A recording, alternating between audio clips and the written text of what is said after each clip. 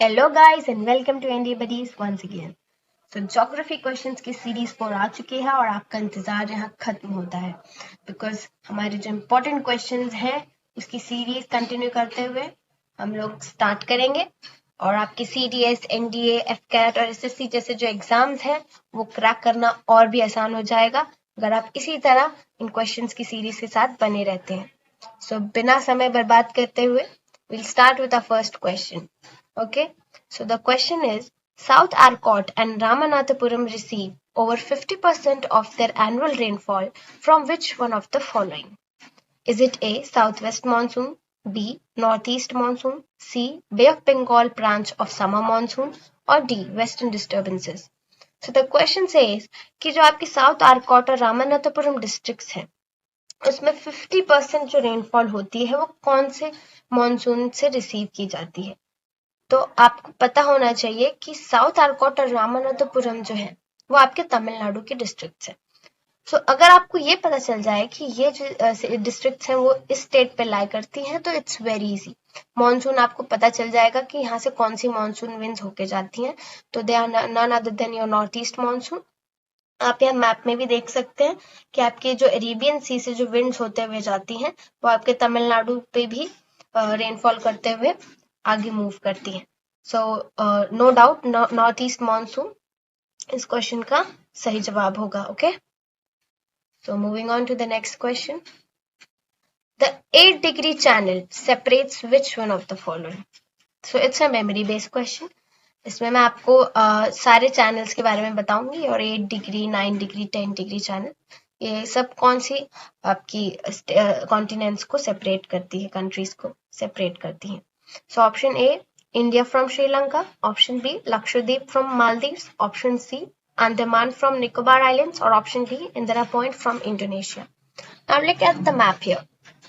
यहाँ पे आप देख सकते हैं कि यहाँ पे आपको ये दिख रही होंगी, यहाँ पे आपके लक्षद्वीप एंड देन यहाँ पे आपकी मिनिकॉय और फिर यहाँ नीचे आपको मालदीव्स दिख रही होंगी। Look at my cursor point, आपको सारी चीजें नोट होंगी। तो आप यहाँ देखिए कि हमसे पूछा है कि जो आपका 8 डिग्री चैनल है वो कौन सी कंट्रीज को सेपरेट कर रहा है, या फिर आइलैंड्स भी हैं इसमें कई सारे, whatever you like to से।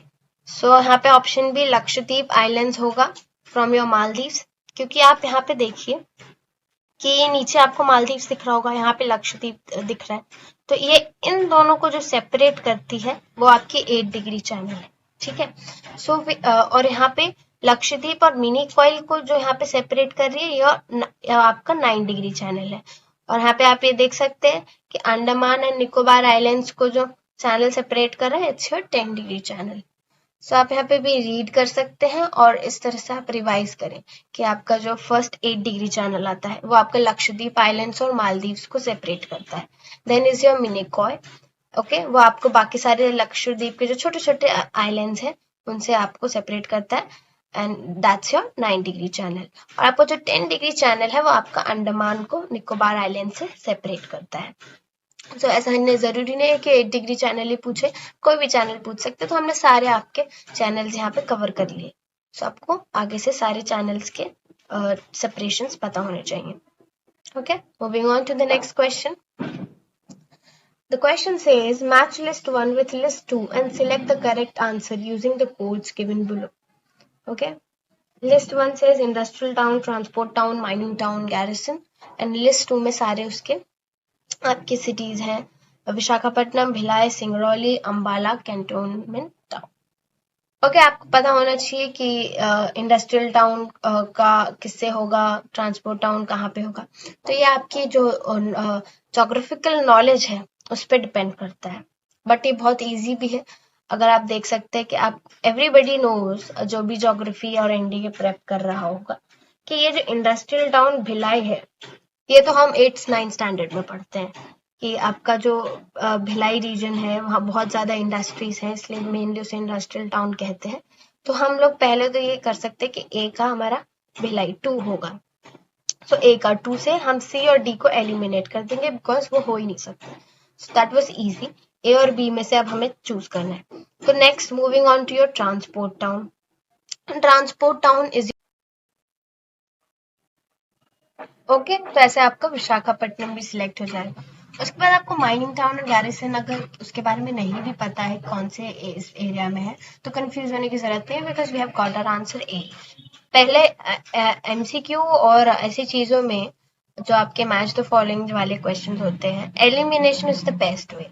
एलिमिनेट करो और आपको आपका आंसर एग्जैक्टली मिल जाता है। तो पहले हमने ए का सेकंड देख लिया, हमारा भिलाई होगा, देन बी का विशाखापट्टनम, सो बी का 1 यहाँ पर है तो ए हमारा ऑप्शन हो गया। Okay, now moving on to the next question. Which one of the following statements with regard to the land use situation in India is or are correct? So यहाँ पे एक से ज्यादा करेक्ट स्टेटमेंट्स हो सकती हैं, तो हमें इसके लिए डेटा पता होना चाहिए, हम ओवरऑल नहीं बोल सकते। लाइक फर्स्ट स्टेटमेंट देखो, there has been a tremendous decline in area under forest in recent years. Generally कौन लोग बोलते हैं कि यहाँ पे फॉरेस्ट कट रही है इंडिया में और फॉरेस्ट लैंड खत्म हो रहा है, सो हम उसके बेसिस पे डिसाइड नहीं कर सकते। यहाँ पे जो कीवर्ड है वो हमारा रीसेंट ईयर्स है, तो हमें थोड़ा सा रीसेंट ना अवेयर रहना पड़ेगा अबाउट दैट। सो यहाँ पे आप देख सकते हैं, India tree and forest cover has registered an increase of 1%। तो अब यहाँ पे इंक्रीज हो रहा है, भले ही तो स्मॉल स्केल में हो रहा है, 1% इंक्रीज हुआ है, but there has been increase. But आप यहाँ पे देखिए 8021 square kilometre in 2 years since 2015।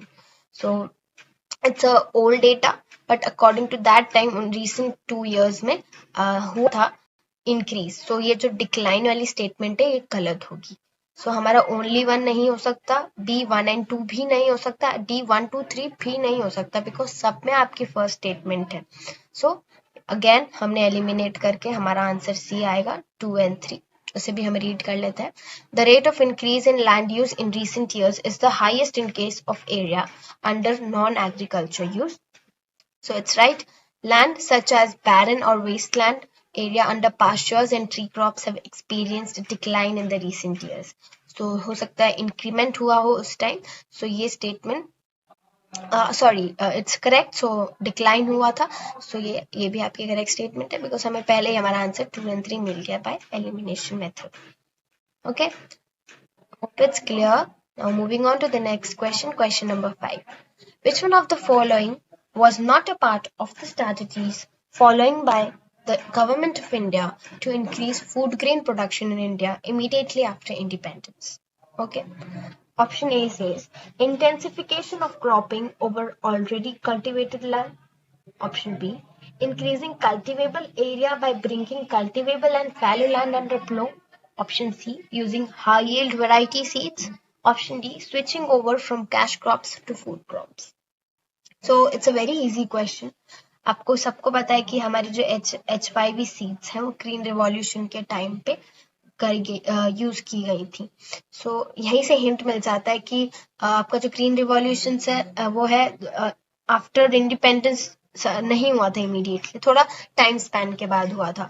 सो बाकी सारी चीजें हम कह सकते हैं, like switching on from cash crop to food crop after independence हुआ था, या कल्टिवेबल लैंड को आपको इसमें लाया गया था, आपके लैंड फ्लो वाले इसमें intensification of cropping over already cultivated land. So ये सब कह सकते हैं कि ये सारी चीजें आफ्टर इंडिपेंडेंस हो सकती है, हुई भी होंगी, बट हमें जैसे पता है कि H5V सीड्स का ग्रीन रिवॉल्यूशन से लेना देना था, तो हम कह सकते हैं ग्रीन रिवॉल्यूशन लेट हुआ है, दैट मीन्स ये स्टेटमेंट हमारी यहाँ पे सही होगी आंसर के लिए, because it was not the part of strategies right after your independence. Okay. Question number 6.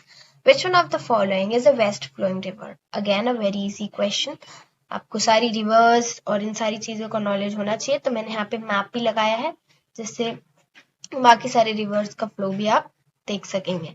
ए महानदी, तो आप महानदी यहाँ पे देखिए, ये यहाँ पे जाके बे ऑफ बंगाल में जा रही है, so it's east flowing. Okay, so ये महानदी तो हो नहीं सकता।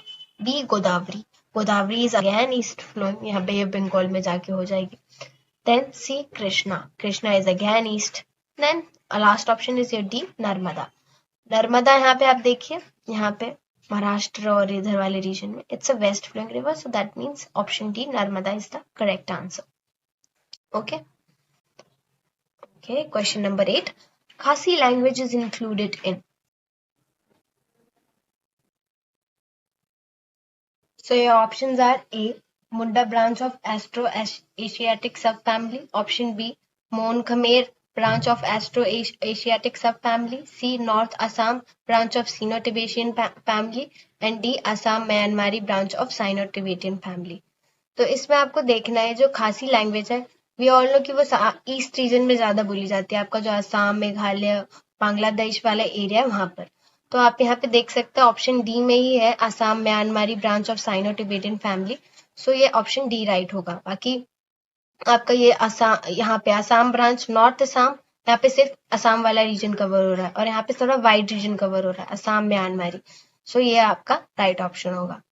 आप यहाँ पे भी देख सकते हैं एक्सप्लेनेशन में दिया हुआ है, Khasi is a part of Austro Asiatic language family and it is related to Cambodian and Mon languages. तो आपका ये ईस्ट सेंट्रल इंडिया में खासी लैंग्वेज ज्यादा बोला जाता है। Moving on to the next question, question number 9, which one among the following is not a tributary of river Luni? Option A Khari, option B Supri, option C Jawai, option D Banas. तो यहाँ पे आप ये सारी आप देख सकते हैं, खारी, सुक्री, जवाई, ये सारी तो है आपकी ट्रिब्यूटरी लूनी की, बट ये जो बानस है ये तो आपकी चंबल रिवर की ट्रिब्यूटरी है। तो option D is right answer, ये आपकी लूनी रिवर की ट्रिब्यूटरी नहीं है।